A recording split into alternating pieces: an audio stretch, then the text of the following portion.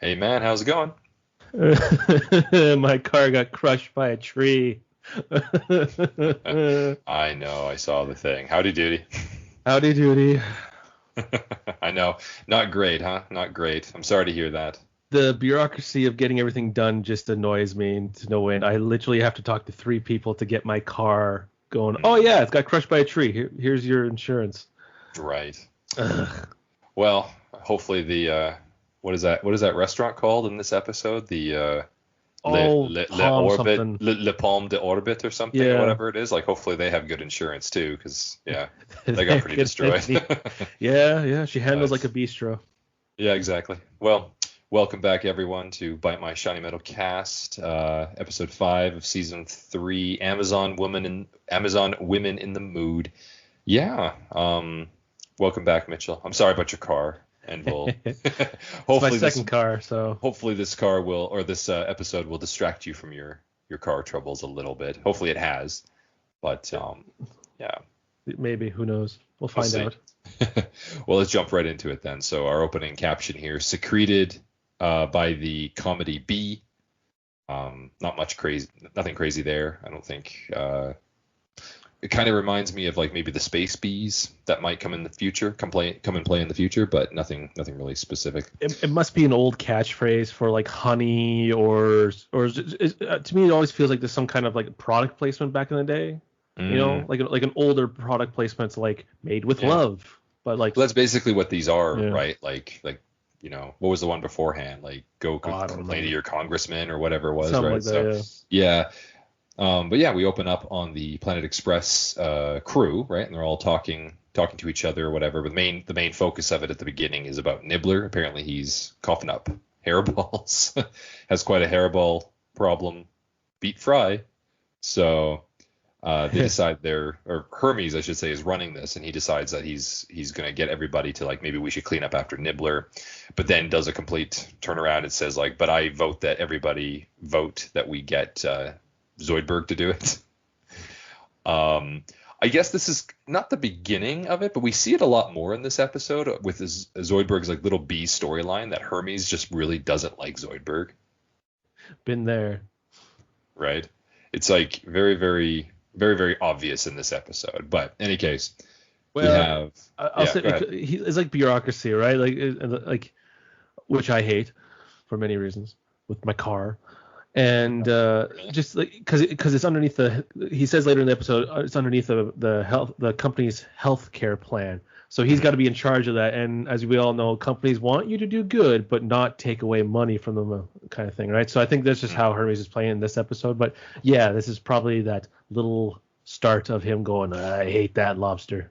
Sure. Well, there's also just like when they're having the water near like at the very very end of it or whatever, and Zoidberg's telling him the story about his shell, and he's like, cling to somebody else, you windy barnacle or whatever. That he walks away. Like that's clearly just he doesn't want to be with him. He doesn't want to talk to him, right? But in any case, we get ahead of ourselves. So here we are, all the crew, and they're all like voting yes. They all feel the same way. They're gonna get Zoidberg to clean up after Nibbler. But as Zoidberg looks like he's sitting at the table, he's actually not. It's just his shell. The real Zoidberg had molted for one reason or another, so he has come back in after they all thought he was dead. And this is maybe the first time we've seen Zoidberg like Naked. naked. Yeah, it's kind of unnerving. Like he's a lot more flexible, so it's very strange to see this. But Well, crabs are very weird when you take off the shells, man. Like the mhm. lobsters, crabs. It's like the inside of a shell. Like Well, exactly. That's what it looks like, right? It's just he's glossy and slimy and like beige.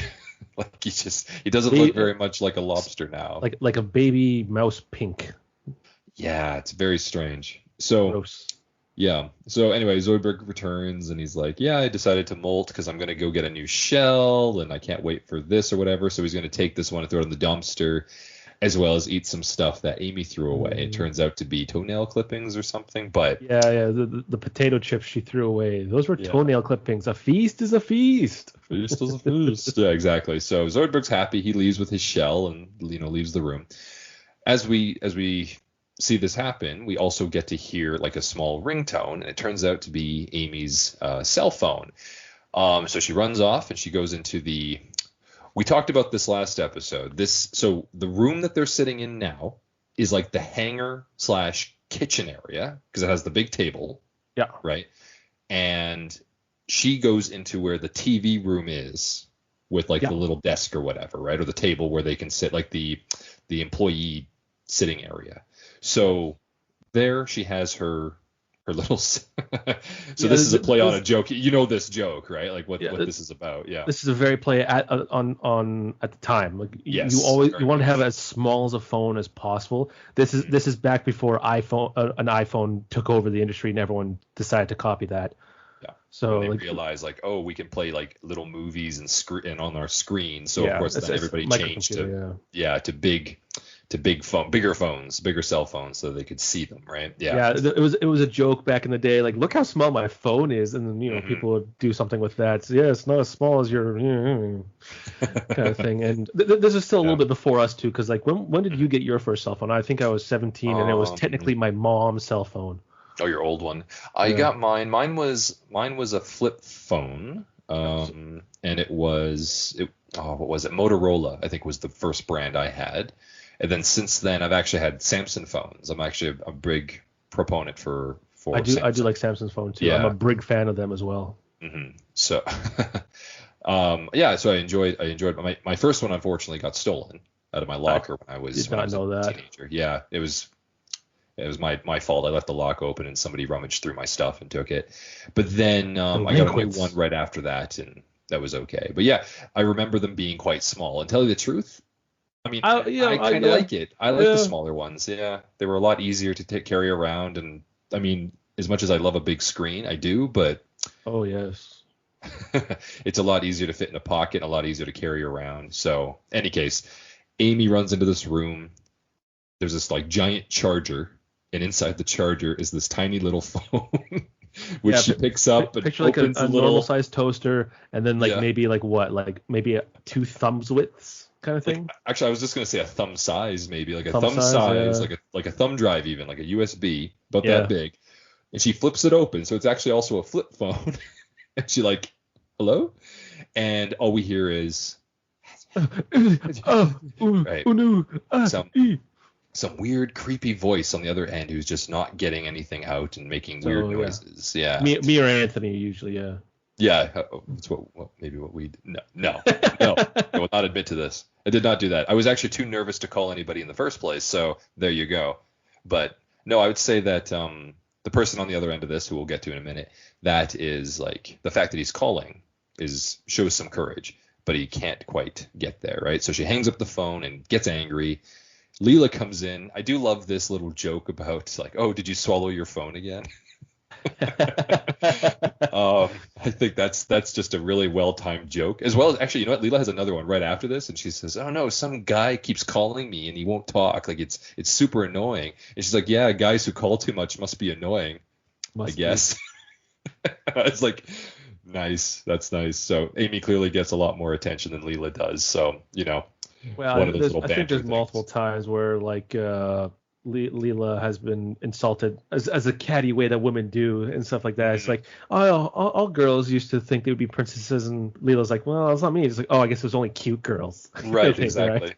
So, yeah, those two are funny, and it involves an episode way down the road too with the Comedy Central run too, where they become WWE butterfly wrestlers. Yeah, that's right. Yeah, no, there's a lot more to their relationship than that, and I actually really like that episode too. So when we get to that one, but she claims that there's she claims that there's some guy keeps calling her, making her like, she says like afraid to answer the phone, but then he calls again and she answers it right away. So that's clearly not the case. She's perfectly fine.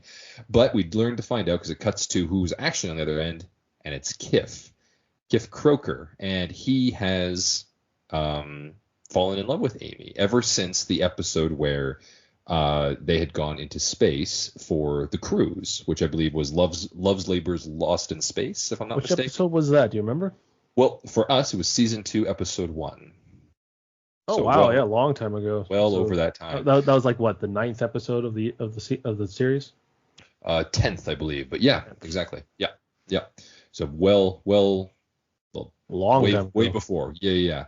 So here we have like Kif hangs up and he calls himself a coward and he looks around. And of course, there's like photos of Amy. It's kind of creepy actually, if you think about it. But he has I like was his gonna little say room. this is a little creepy. Yeah, his little room, and it has like all these pictures of Amy and like the Planet Express crew in general, because he knows that that's where they work and all this kind of stuff. So he calls himself a coward and he starts like cowering on his bed and crying. And then here we have obviously one of the best characters ever, Captain Zap Brannigan, shows up, and I think what I'm gonna start doing, Mitchell, is when we're talking, because we've done our discussion now about how Comedy Central run, especially or not Comedy Central, sorry, the Hulu run for the Zap Gets Canceled episode, and they missed out on a lot of really good jokes related to Zap. I was actually gonna. I was gonna say instead they rather focused on like current day political crap instead of using actual Zap Brannigan things. I was going to bring up this continuity thing that you and I say is Futurama is one of the best ones to do it, because as we just discussed before this, the Titanic episode was the first episode of the second season, so 10 episodes in, and what is this now, like the 34th episode in or something like that, right? Something like that, yep. Yeah. So it took them 20 some episodes to do full circle with that, to come back to it. And they made it canon and stuff like that. But it also, it's creepy because like for how many times, whatever period of time that is between the Titanic and this, he's been overly infatuated with her, which is a dangerous thing to do. Well, he does say in here, because I think Zap asks he does actually. Zap comes in. So this is one of those things I was even alluding to, is like, so Zap says like, oh, look at you, you're crying like a woman. Like he's like, right. He's sexist on his own, you guys. Like they could have used a lot of actual Zap conversation. Yeah, for their continuity thing. But whatever, that's neither here nor there. But he does say to Kif, like, yeah, you know what? Talk to me, I can listen and whatever, right? As Zap does, and he does it in his own way. But Kif does actually say, like, last year. So from the beginning of that episode, like from the Love's Labor's Lost in Space to present day of this episode, it's only been about a year in the continuity, we'll say. Yeah. So that's how long Kif has kind of been holding on to this feeling, and he's tried to call Amy. Oh, and I think Amy even says, like, for a year somebody's been calling me and hanging up. We haven't really seen it. Yeah. So there's been all this kind of stuff, but Kif's been doing it, but he's just a big coward, so he can't do it, right? Been there. It's hard to call people sometimes. Like, no, I'm not talking about just in love thing, but just in general. Just like, oh God, I gotta call this person and give them information. Oh, I don't want to do it. I know. It can be a bit infuriating for sure, especially if you have to go through multiple people, right? But for love, it's just one of those things. Yeah. But yeah, we do get to see a little flashback to that episode, like the one with the cruise, right, with the Titanic, the space Titanic. And I do like there's the scene at the end when Amy is saying goodbye to Kif and tells him to call her, and then you see in the background like Bender throw the necklace away into the garbage can, because it turned out it was fake. It's fake, man. So I love that little continuity thing too. He just tosses into the garbage next to the Planet Express and keeps it walking. So really nice to see that. Again, continuity. I know. Like Futurama at its prime, right? They were full of it, especially now in this season 3, right? Oh, I think you and I have already said this is the best season that they've had. I think season 3. It's got to be the strongest season, if not season 4, because there are a few other episodes. Also but good, yes, yeah, middle of these are very, very good. So in any case, Zap is listening kind of to Kif's problem or whatever, and then he looks at one of the delay that thought, Anthony. Right. He looks at one of the pictures, and it turns out in one of them, of course, with the Planet Express crew, is Leela. And he realizes that obviously the Wongs, or Amy at least, worked with Leela. So he sets up an idea. Call Leela, because he has no problem with phone calls. He calls Leela. She answers, obviously, and they're sitting there. And Kif and Amy are on the other side of the calls. And he proposes a double date, to which Leela says no. Quarter date. Right. Well, how did they talk about this? Zap says, let's negotiate. And the agreement was 1.5 date. Sorry, 1.5 dates or something. 1 date and half of a movie or something. I can't remember. Something like this. Yeah, Leela kept going like half of whatever he said, which is just funny. Well, first he says 10. She says 0. He says 9. She says 0. And it's not until Amy like asks her like, please, like I really want to, I want to really meet Kip. I want to see like what Kip's like or whatever. And then she's like, oh, fine, half. And then he says 3. She's like 1/2, and he's like, done. So, and then I do like Zap saying like, oh yeah, well, we'll pick you up for the first part of dinner and the later half of a movie or something. Like they're gonna split the date in half for like those 2 items. But yeah, it's kind of interesting. It's kind of a fun idea. So that's their agreement for the negotiation. Afterwards, they decide to head to a place like the restaurant for their half dinner, I guess. What's it called? Le Pomme d'Orbit, which is circling around this. We haven't seen it yet. Just this jungle planet. Yeah. Mm-hmm. Like they they love those like signs and stuff like that, right? Yes. Like when they're passing by and stuff like that. Like I think there's even something to do with like the check your code and sign. And it's like for every arm, it's extra 25 cents or something. Something like that, yeah. Yeah. But they always put in these like references to stuff. Is this like a reference to like any kind of famous restaurant from probably from like the 70s, maybe 60s, 70s, 80s? Yeah, well, I think it's just supposed to be it's supposed to give you this rich feeling or wealthy feeling kind of thing. I think there is supposed to be some kind of like Palm Springs or Palms restaurant or something on the beach. Maybe. I think something like this, or Palm Beach, something like this. It's probably allusion to that. Yeah. But since it's a science fiction show and a lot of things take place in space, they just called it like in orbit, right? So I mean, the French of it is like the palm in orbit or of the orbit or whatever. So or the orbiting palm, and that's basically what it is. So in any case, Kif and Zap show up, and we see them, and Zap's in his like, I don't know, like a formal uniform, I guess. It's like in his white coat, his white uniform. Kif's wearing kind of a bad tie and a little jacket over his normal uniform or whatever, but he is carrying a box of chocolates and a bouquet of flowers. Yeah. And he tells Zap like, oh, I'm super nervous, I don't know what to say. And then Zap gives him, and this comes up later, so hence why I bring it up, but he gives him the book of his pickup lines. I wish we could see this whole book, man. I do too. It's a small book, but there's a lot of pages, right? Honestly, I've quoted this a few times, not on an actual date, because let's 100% face it, they would not work with the type of woman that you want to marry. Unless this person was like super into Futurama and found that endearing. It's a very situational, most likely not going to happen situation. Probably not. You're going to have to put that in your bio if you're going to go like online dating or something, or be super lucky if you're just going to meet someone somewhere. But in any case, Zap gives him the book. Says like, yep, just say as many as you can, as fast as you can, whatever. And then he takes the candy, says like, what's this candy? Like this is for dorks, and he eats it himself. Yeah. And then they go in, and he takes the flowers from Kif.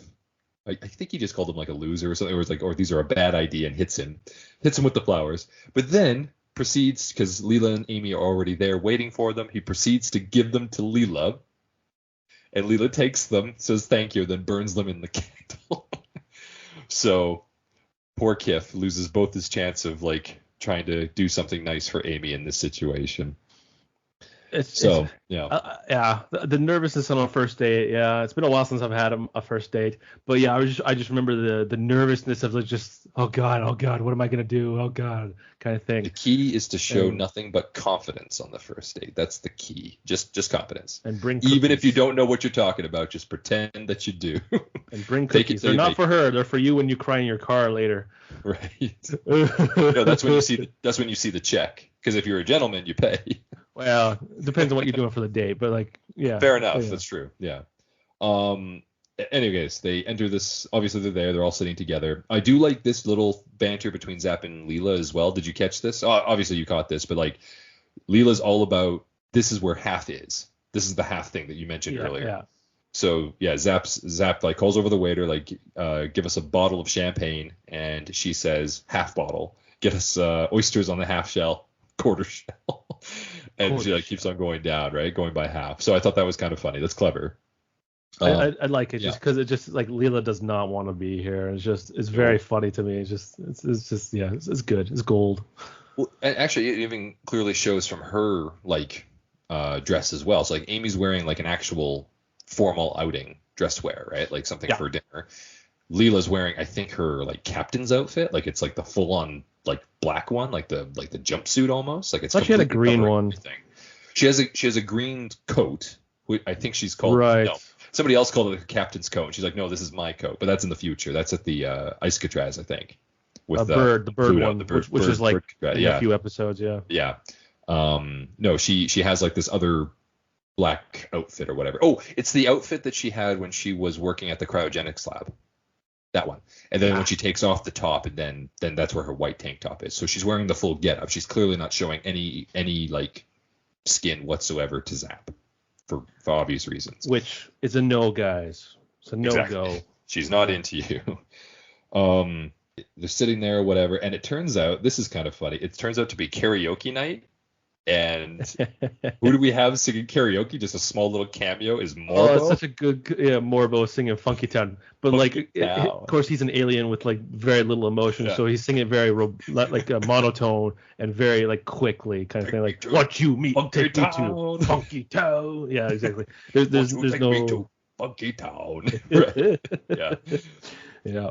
I wonder in the writers' room, I wonder if they actually had that in there. It's like, oh, can we have like Maurice LaMarche, can you sing Funky Town as Morbo? And he's like, sure. Yeah. I love the idea of a karaoke night at this kind of place, because I actually am a fan of the karaoke night type of thing. I think that's a lot of fun. I used to be a big fan of them. Yeah. So Kif tries to talk to Amy. She she kind of sparks up a conversation, and he just doesn't know what to say. He's still nervous. So he picks up Zap's book of pickup lines and tries out a couple of them, and they are not pickup lines. They are just very... Again, oh my God, Mitchell, they could have friggin' brought this book back for that scene, and that would have been like, this is what he gave me on a night. This is his writing. Do you deny it? And then they could have thrown it at the judge or thrown it at the director of Dupe, and she would have been like, the place I find most erotic is the... Oh my God, like something like that. Right? I think that's one of my favorite lines from Futurama, is that the most erotic part of the woman is the boobies. And that's been like... hilarious line in Zap Gets Canceled, but it's just missed opportunities. Anyway. Oh yeah, totally missed opportunity. Any case, Kif obviously gets into trouble with Leela and Amy, so they blame him or whatever. They storm off. They're gonna go to the bathroom, as women tend to do in groups sometimes. And Kif is like, oh my God, what am I gonna do? What are we gonna do? Is there any way we can solve this? And Zap actually has the idea. Karaoke. Uses karaoke, right? So Kif's like, okay, I'm gonna sing a song, and they're in the bathroom. The girls are in the bathroom. They come out, and as they're coming out, Kif is then starting to sing "Total Eclipse of the Heart" by Bonnie Tyler, which I think is a nice song. It's strange to hear Kif singing it, honestly, but it's very heartfelt, right? Total Eclipse of the Heart, like once upon a time I was falling in love, right? It's very sad. It's very preachy, or not preachy, but very sappy kind of thing. So yes, sappy is perfectly describes it.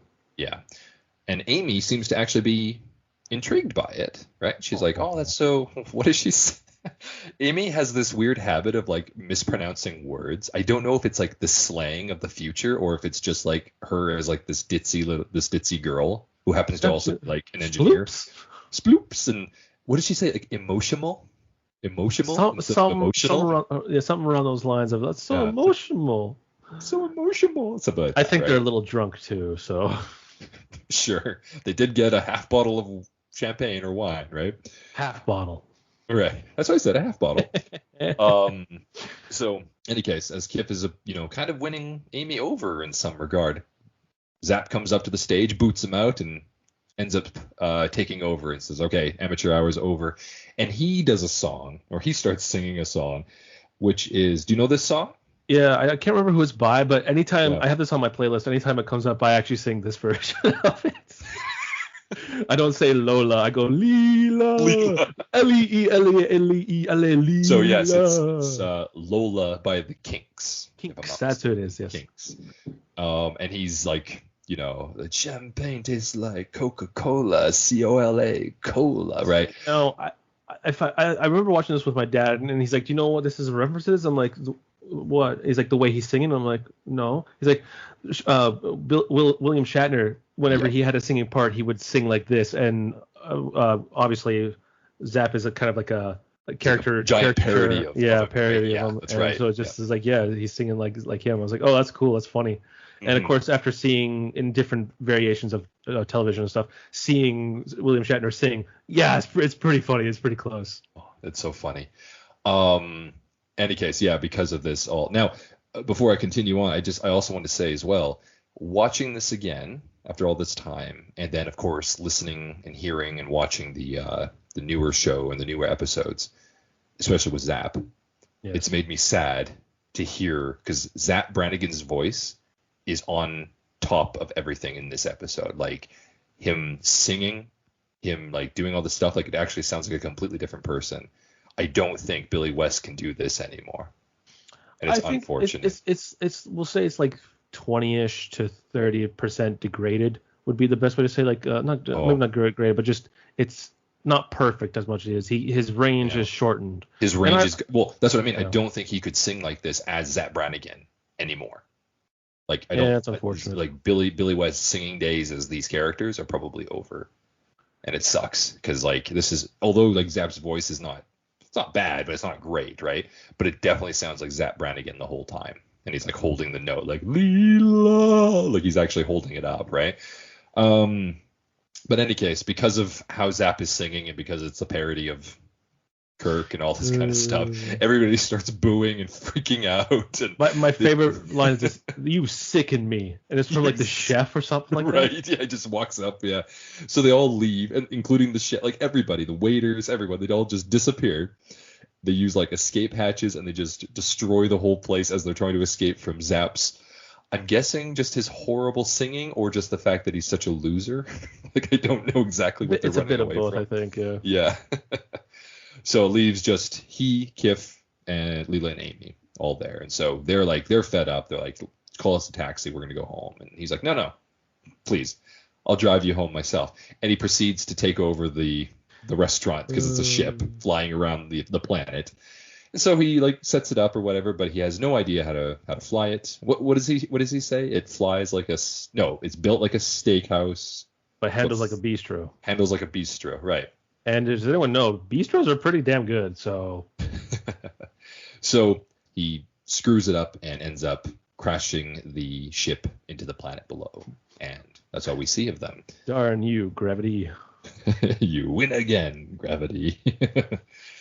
So I'd actually like to look at what the actual rap sheet of Zap Brannigan is, because like he has the kill bots thing, which is not dude, good. That's what I'm saying. From now on, you and I are going to keep in mind all the things that Zap could have been used as evidence in that trial that Kif could have actually used. He was present for all of them instead of Trump issues and other actual funny crap. canon ones. Could have been actually really good, but anyways, we then cut back to the exactly. We cut back to the Planet Express HQ, and we have Fry, Bender, and Hermes sitting and watching TV.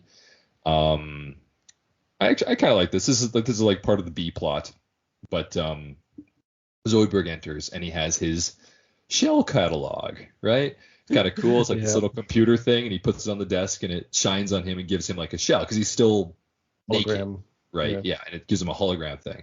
The first one is like this. What would you call this? Like the Spanish conquistador kind of kind of like person or whatever. So I love his like, I'm a gringo. I'm gonna poison your drinking water. This is important, I suppose, because this is also where we find out that Bender is Mexican. It turns out he's actually made in Mexico, and he opens up his chest plate to see, like, I believe in Spanish or whatever, like made in Mexico. And then he closes his chest plate and it falls off. This is like clearly a little nod or little joke at Mexican manufacturing, I guess. Like, things don't tend to keep together. So Bender tends to be Mexican, and we find out later he's like also speaks Spanish and all this kind of stuff. Well, a little bit of Spanish. And then the next one, this is the other shell. I want to say sexy cop, biker cop. I don't know. It's short shorts with a mesh tank top. He does have a mustache across. Him with facial hair just looks weird. And then he's got like a weird hat helmet thing on that does have like a badge on it.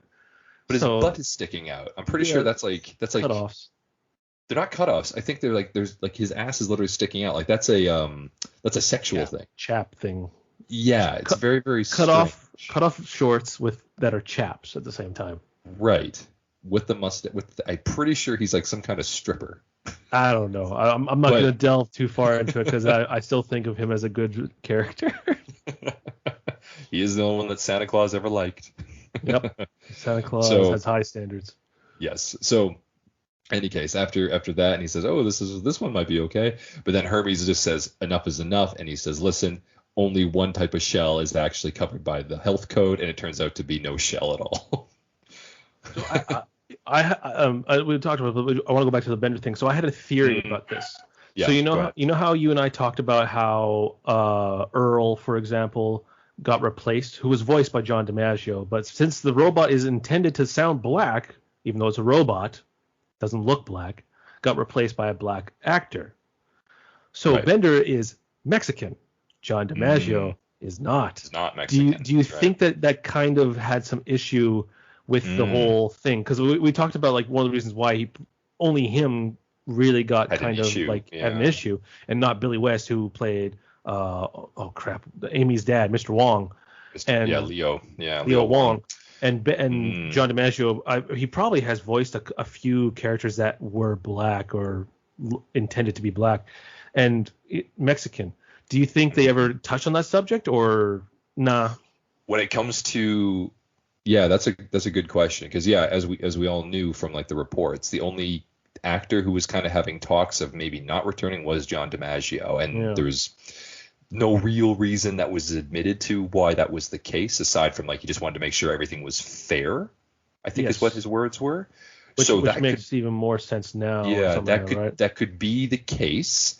I would say Bender was probably off limits. I think that Bender was always going to be his character, no matter where he was from. Yeah. If anything, if that was a real issue, they would have just retconned the fact that he was made in Mexico. Maybe they would have said like his parts were American and they were shipped off to Mexico, thus making him an American robot type of thing.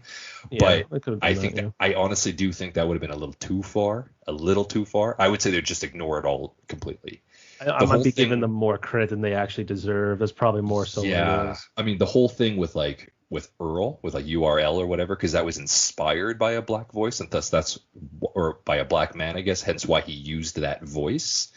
I wouldn't put it past them that that's why. But since Bender doesn't have like the, you know what? I'll cut it short. Voice. If Bender had like a Mexican accent of some sort that DiMaggio was putting on, absolutely they would have done something differently. Yeah. I almost guarantee it. Yeah, absolutely. Because that would have been a no-no for the time, right? I mean, every other character did. Every other character. Leo Wong, Earl, Scoop Chang, everyone was gone. So that is what it is. Yeah, what was a skill back in the day to have multiple good accents is now a crime. Yeah, or just it'll insult one person or one group of people, and that's enough to change everything, right? Yeah, it's unfortunate. But whatever the case, we have Fry then, because they're all sitting on the couch, obviously. Fry and Bender are sitting there, and Fry's like, you know what? They've been gone a long time, referencing, of course, Leela and Amy, from their half date. So Fry calls the restaurant, and there's a little automated voice message saying that the restaurant has crashed.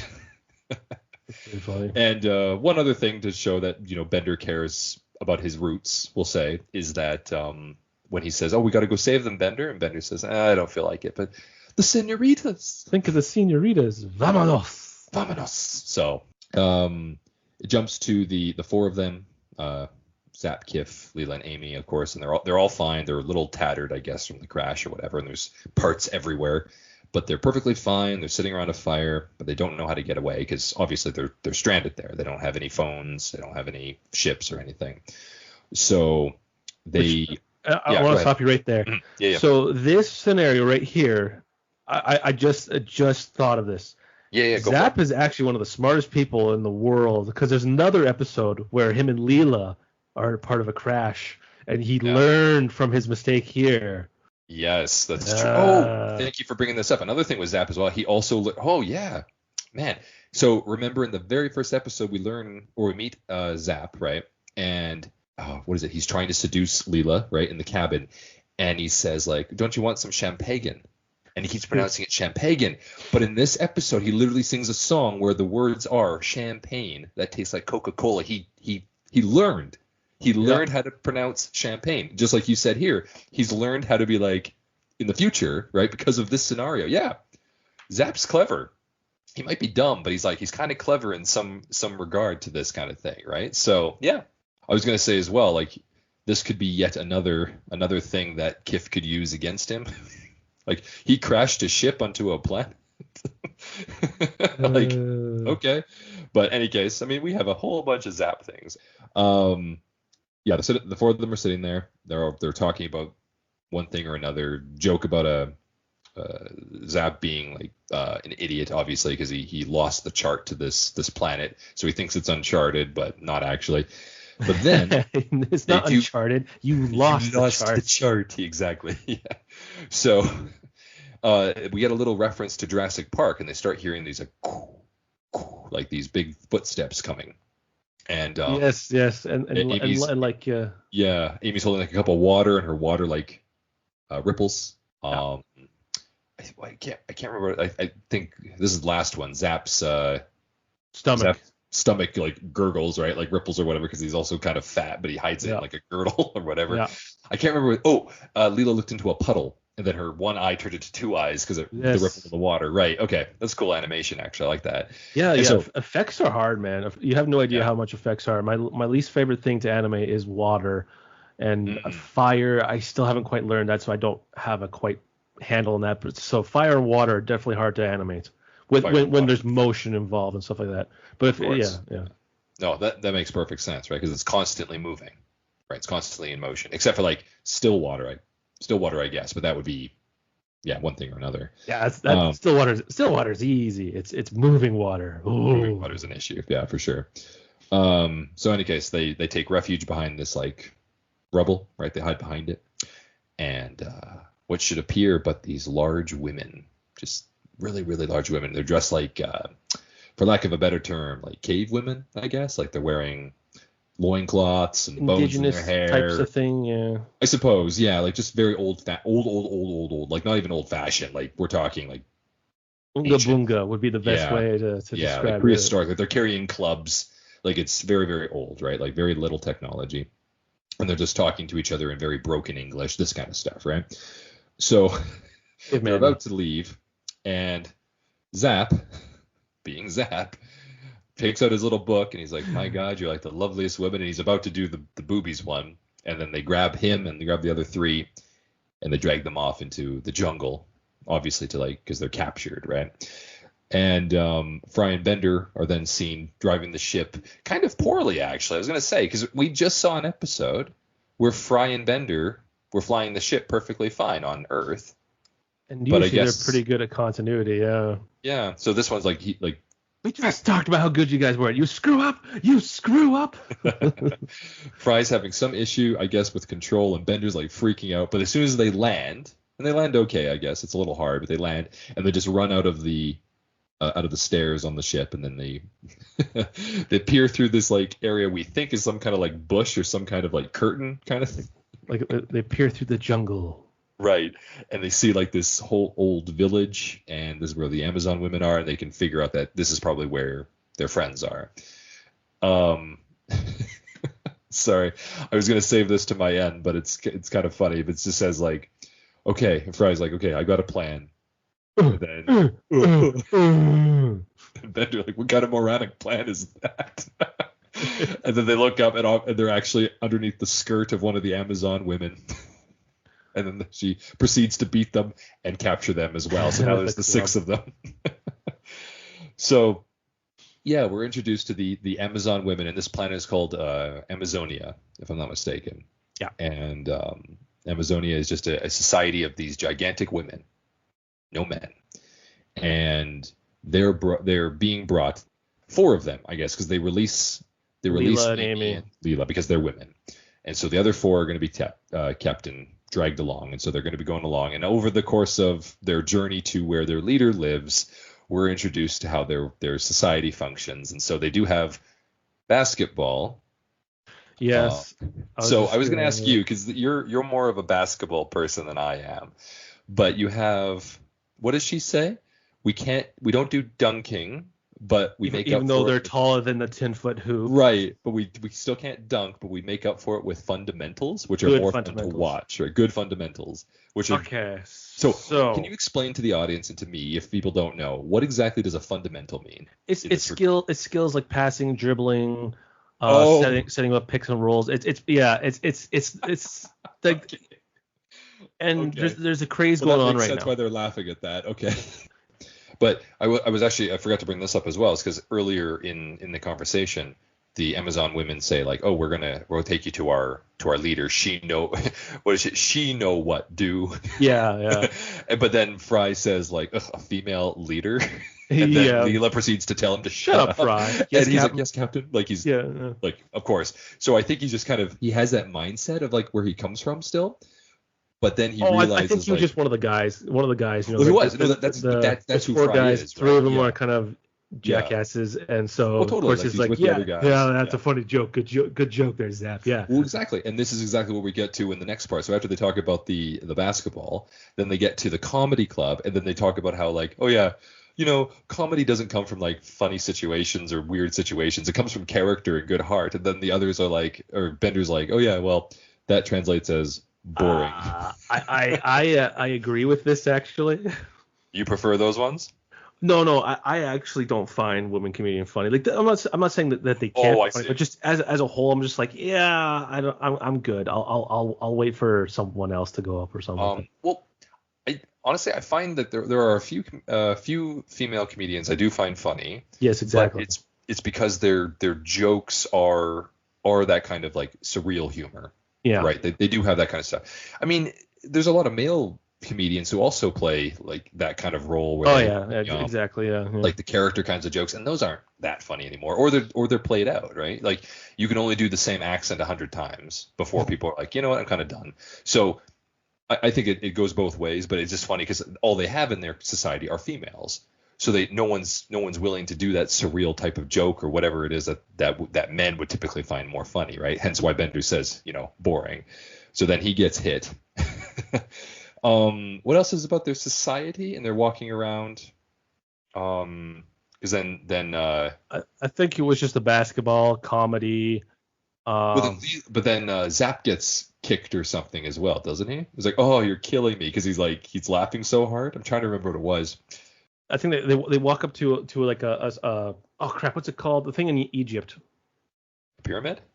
Yeah, but the other one's like it's like a Sphinx, like a statue. Yeah, they're taking them to the femputer, so it's like a temple. There's the word I was looking for. Not pyramid. I know.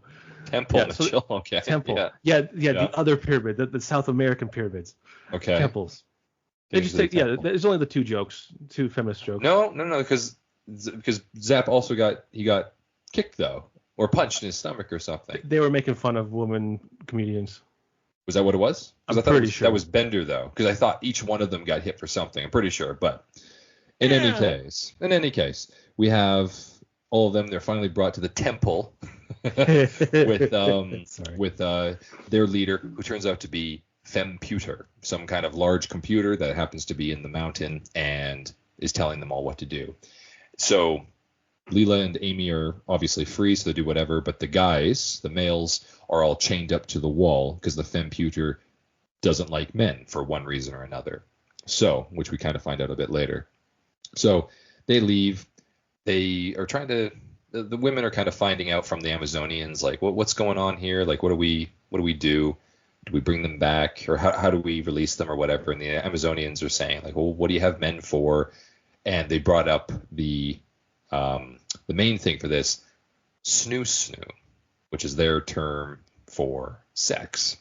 So there's another little funny joke here on the side where they say, like, I think Zap makes a remark, and then one of them says, like, oh, you wanna know what we did to last men who came to our planet? And there's like these skeletons, and they look like they're just got laid, but they're all They're all They're happy. skeletons, but their pelvises are crushed. Yeah. And they Fry and Zap are like, yes. So I thought that was pretty good. Kif is a little intimidated, right? Because I guess he's a virgin. He's afraid of it. He's not confident. Whatever the case, he's not as comfortable with himself as the other two are.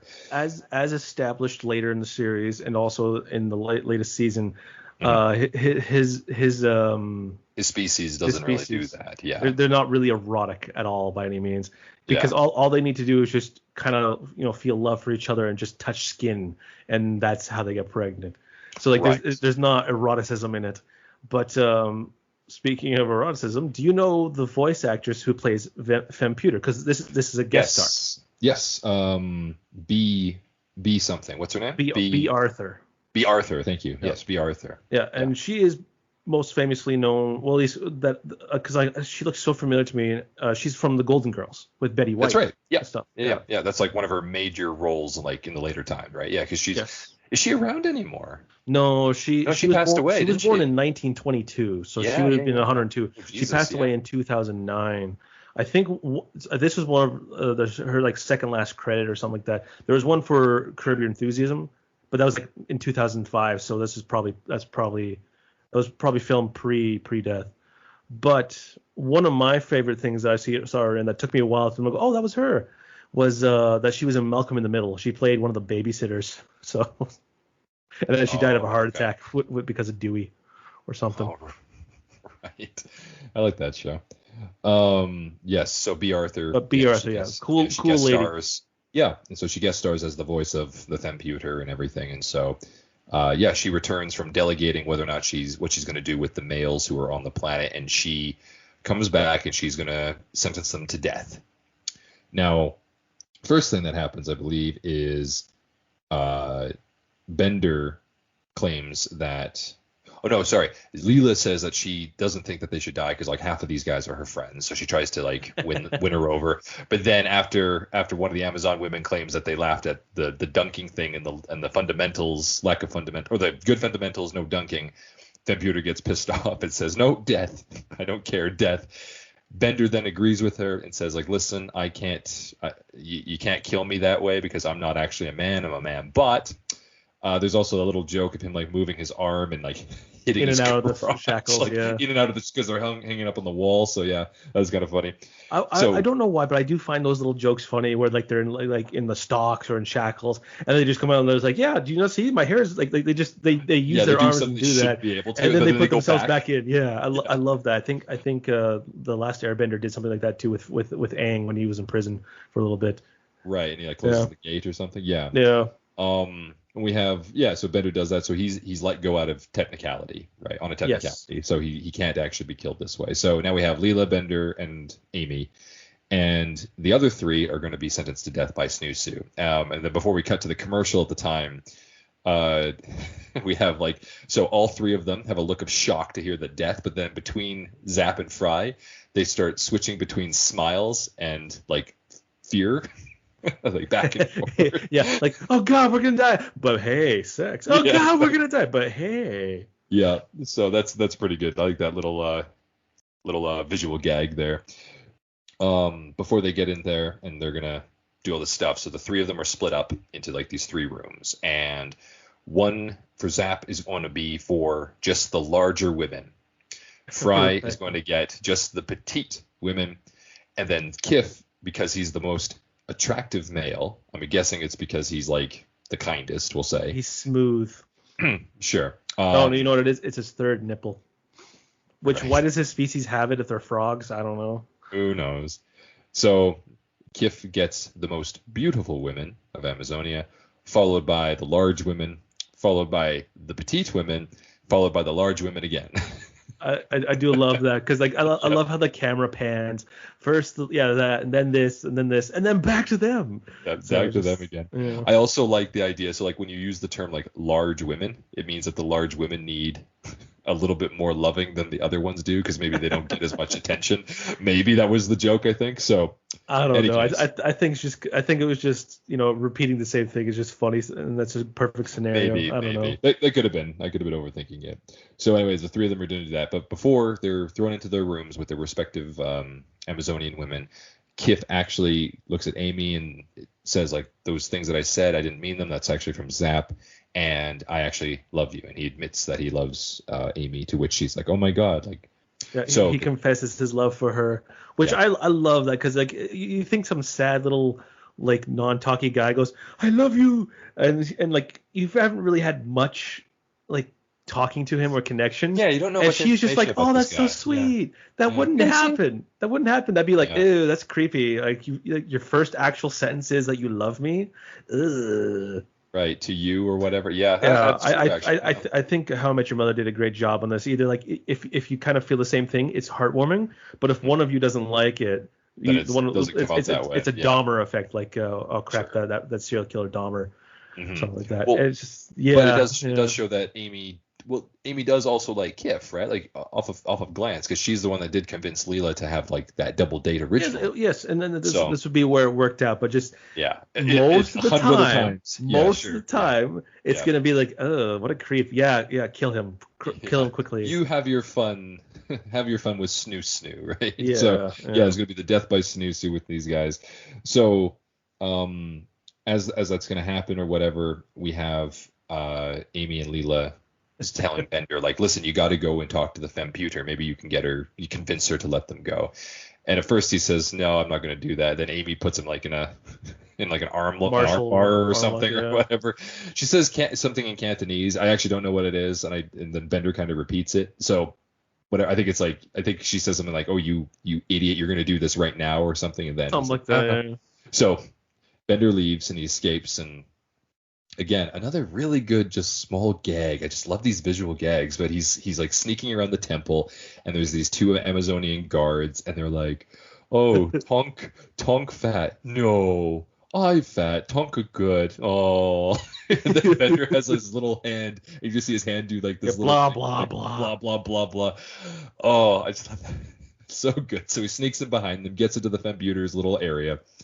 And he starts like banging on the computer, trying to like override it, but the door opens or the wall falls or whatever. And it turns out the femputer is not actually a computer at all. It's a fembot, a female robot here who is pretending to be. So Bender questions her a little bit. Turns out she came from a planet a long way away who was run by a chauvinistic robot. I am wondering. Or manbot, sorry, yeah, like a. Right? Do you know what it's like to live as a fembot in a manbot's manputer's man's world?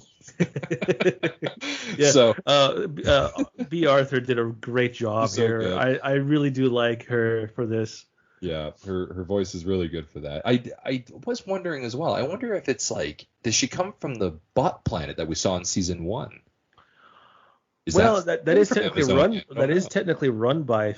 Was it 5 or 6? 5 robots, but then that was a facade though, because like the original, like the mayor or the counselor or whomever it was like acting as like the robot leader, but it turned out to be the robot elders who were pretending to let them control everything, right?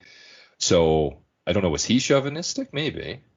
I don't know. Who knows? Hard to say. So in any case, wherever she was from. But then she decides she has to do something about Bender, right? Because Bender's now figured out her secret, and we leave the scene with him being afraid of her because she's slowly coming up to him. So we cut back to the snu-snu room, and we hear Zap and Fry. There's 2 lines that I think I love from this one, and I quote it every so often. And they're just like, oh God, the spirit is willing, but the flesh is sponged and bruised and spongy. Yeah. And it's just like, and then of course they're like, me want snu-snu, and then Fry says, please, can we just cuddle? So, can't we just drag him? I love like, and then Zap's like, just gets dragged away. So, but we just keep hearing them go like, yes, yeah, oh, ow, like pain and pleasure at the same time. It's very good for this. So as we do cut from this as well, we notice that the lineup on Kif's end is becoming quite long because like nobody's going in and out. There's only just the one Amazon woman who brought him in the first place. It turns out he is like hiding from said Amazon woman because he can like stick to the roof. So he's actually kind of evading her. So Leela and Amy are like, okay, we waited long enough. Bender's not coming. We got to do it our way. So Leela proceeds to fight some of them. But she's as tall as they are at the hip, so she's just punching them in the thigh and the butt. They're like you're like an annoying animal or like some kind of annoying dog or something. So one of them picks her up, drops her, and sits on her. But then because they're all kind of not very intelligent, I guess, based on I guess where they come from, Amy is able to get some stilts and like put some stuff on her face and I love how she's able to just throw this all together. Just like, I'm now in Amazonia, but small, but on stilts. Snu-snu, everybody out of the way. Yeah, exactly. She just like walks by everybody in the lineup, right? So she enters Kif's room. Kif sees her and says, "Jump, Kif," or whatever. So he falls on her and she catches him. Like this is the subversion of this kind of trope, right? Like it's not the male catching the woman, it's Amy catching Kif, and whatever. They kiss. They have like a nice little moment, and they start running.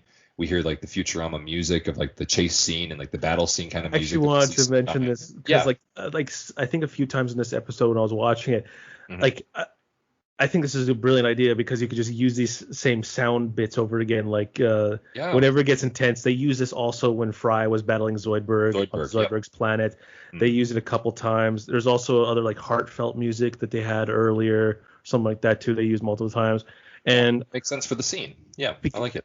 Just since we've been doing this from the first time, and after we watched the new season, I've been going and I've been hearing all the stuff. So I'm like, I wonder if the new season's even bothered using it, or is that more like is it a copyright thing because Fox, which is now Disney, owned that, but Hulu is still Disney. Yeah, but Futurama, but I think Futurama as a whole, it's made for Futurama, so Futurama owns, or under Futurama, whoever owns Futurama owns everything that Futurama had produced, I thought. But no, fair enough. I'm not sure. That's interesting to see. But you're right. I don't think the Comedy Central run nor the Hulu run as of late has used any of the old musical cues that they did in the original run, which is unfortunate because a lot of it is actually pretty good. Aside from obviously the original like Futurama theme, opening theme and everything. Yeah, exactly. Yeah. But in any case, we get Amy and Kif are running because she's still carrying him or whatever, and they run and they do that musical cue as we just talked about, and and they escape into the temple. There's like a little hole area, and they escape into it, and they end up in the Femputer's like lair or whatever, like her little open area where her base is, and they're trapped because there's no other door there. So all the Amazon women come in and they claim to the computer, or to the Femputer, that this girl's taken our prisoner or whatever, and like you have to do something. And B. Arthur in her wonderful voice, and she says like, "Oh, come back later. Don't bother me now." But then you also hear Bender's voice on there say like, "Yeah, go away. Bring me gold. Bring me gold." Yeah. So it turns out that Bender had somehow seduced the Fembot. No, I think she seduced him just because she's been so lonely since she's run away. No, fair enough. But Bender seems to be totally playing her at the end, right? Because he's like, "Yeah, bring me gold," as he said, "Bring me gold," and she's like, "You heard the man." Yeah. So anyway, we end with and she says like, Bender says, "Release the prisoners," and everything happens, right? So Bender essentially saves the day. Plus he gets like a ton of gold or whatever, and they end up back in the headquarters at the Planet Express, and we get like a small little finishing scene of the B plot with Zoidberg in his shell, and he's wearing his old shell again, and he's telling Hermes at the water cooler like he found another shell, looks exactly like his, but it had a raccoon in it. Yeah. Obviously, it's just his old shell with a raccoon in it, so he ate the raccoon. But Hermes is shown, as we talked about at the beginning, Hermes is shown to be like kind of an asshole to him, and just clearly says like, go stick to somebody else, you Wendy Barnacle, and walks away or whatever. And Zoidberg looks kind of sad. It's one of those things. But it then cuts back to the others. So Kif and Amy officially start their relationship in this episode. They officially start. And they're sitting together on the sofa, and Leela and the professor are talking, and everybody's, all happy about it. So Bender's sitting there with his like gold, and he's like, "Yep, it was pretty good. And if Fembot calls me, I'm not home." He's gone back to his old ways. And we finish off with Zap and Fry standing next to all of them in their pelvises or in casts, and they're holding on to or what are those called? Crutches. The crutches. And they're like, "Yep, that was a good mission. I had snu-snu." And that finishes Amazon Women in the Mood. So yeah, overall, I think you're right. Last episode, when we were talking last episode, this one's funny. This one has a lot of great scenes. This season's very funny. It's so good, man. There's just a lot of great scenes from it. Okay, so your favorite scene, your favorite joke or whatever, and your MVP, obviously. What are you thinking? It's got to be something to do with Zap. Either him being like, the most erotic part of I find the most erotic part of a woman is the boobies, or what was the other one that I said? Oh crap, the one I like to quote a lot. Oh yeah, the spirit is willing. The spirit is willing, yeah. Flesh is bruised and spongy. Spongy and bruised. Yeah, no, that's fair. Oh man. It's a tough one. It's a tough one. Yeah, I'm gonna go Bender for this one. I think he does save the day in the end of it, but I don't think he has much to do with this because honestly, he kind of just backed up Zap Brannigan with the whole like, yeah, women suck kind of thing. Or especially during those scenes, I think that's good. But that's kind of like what the MVP is supposed to do. I think it's kind of like it makes the episode that much better. Right, he's just a valuable player. I'm going to say Zap Brannigan for me is MVP. Sure. And favorite joke is probably his little black book. Oh, okay. And also when he's singing too, the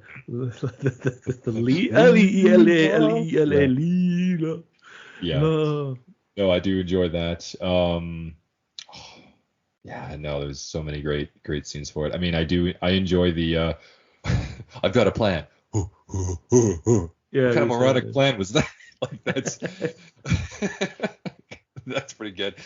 Yeah, do you know what it's like to be a man, a fem bot in a man's bot, man's pewter man's world or whatever. What? So no, I think Bender's obviously up there for me. Yeah, no, overall solid episode. I think thought of a lot of really good things. Oh yeah, I forgot to mention. I don't know we talked about this last time off camera. But I think this was the first episode of Futurama I ever saw. That's right. Yeah, this is yours, and mine was the Deep South. So yeah, this is your first episode. So actually, that brings up an interesting point. So as this is the first one you ever saw, and we've just recently rewatched it, has anything changed for you since then, aside from understanding some of the jokes? I wasn't a 13-year-old kid. Yeah, exactly. Now I'm a big kid. Is anything more funny to you now? No, not really. It's still funny. Back when I was like 13, I was like, snu-snu, what the hell is that? I was a lot more innocent back when I was 12 or 13 or whatever this came out, and just unknowing of the world. And yeah, I just find it funny now. Just fair enough. I'd say I enjoy it more now.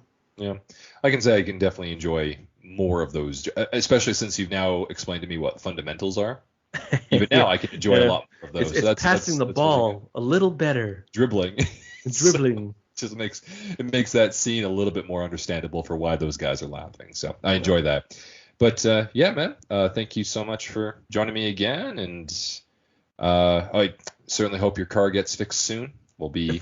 It's not going to get fixed. A tree fell in it. Not a little sapling. No. A big like a full-on tree. Yep. Saw the photos. So. Any case, I hope that turns out okay. But for everybody else, thank you so much for joining us today.